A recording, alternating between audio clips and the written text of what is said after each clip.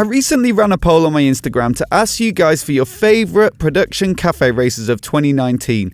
So here are the top 6 in reverse order, and I've included 4 bonus bikes that I think you totally missed at the end. Although this bike isn't available on the UK Moto GUZZI website, it's still there in the US. Essentially, it's a cafe racered version of the V7, and it retains the same 52 horsepower V-twin motor. It does, however, have a bunch of styling changes like the flashy paint job, red frame, fly screen, quilted saddle with removable seat cover, racing number boards, spoke wheels, and a pretty sweet tank strap. There's also some attempts to make it a little sportier with clip-ons, setback foot pegs, and fully adjustable Öhlins rear shocks. All in all, it makes for a tempting package if you're looking for a V7 with a bit of spice. I filmed the Z900 RS at the London Motorcycle Show earlier this year, and when I uploaded the video, I was amazed by the response. It seems as though Kawasaki have really hit a sweet spot here with the totally modern performance of the Z900 platform, underneath some lovely retro styling in the image of the Z1 of the 1970s. Road tests across the board have it down as pretty much the best retro on the market in terms of the ride. The cafe version comes with this small fairing, which I can't make my mind up on. On the one hand, it definitely contributes to the old school vibes and might give it a little shelter if you really tuck in. On the other, the unfair version looks great too. Which one do you prefer? Let me know in the comments below. Royal Enfield have really pulled something special out of the bag with their 650 twins, which seem to be getting both a warm reception from reviewers as well as solid sales figures to boot.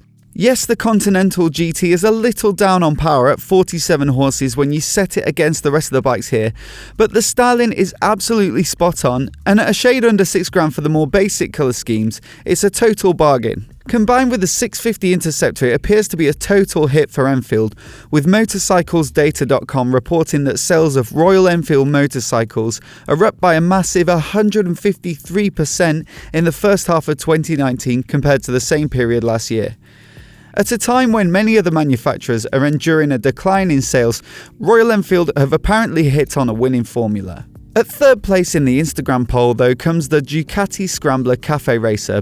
Based on the 75 horsepower 800cc L-twin of the base Scrambler, the Cafe Racer adds a bunch of equipment like clip-on bars, a headlight shroud, bar and mirrors, rear set foot pegs, and a seat cowl to give it a racy look and feel. It's not entirely a styling exercise though. Ducati has swapped out the 18-inch front wheel for a more turning-friendly 17-incher, and suspension has been beefed up a little at both ends to give a firmer, cornering bias ride.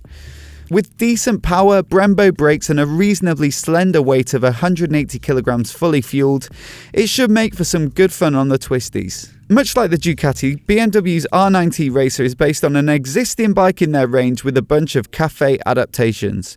The usual bottlenose fairing, clip-ons, rear sets, and seat cowl all make an appearance.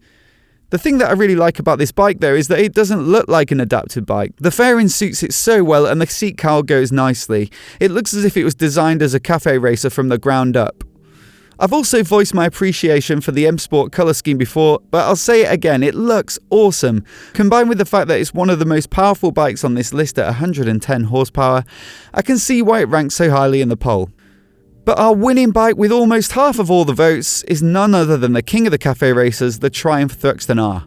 Now this is indeed a bike that was designed as a cafe racer from the ground up, and to me the proportions are pretty much perfect.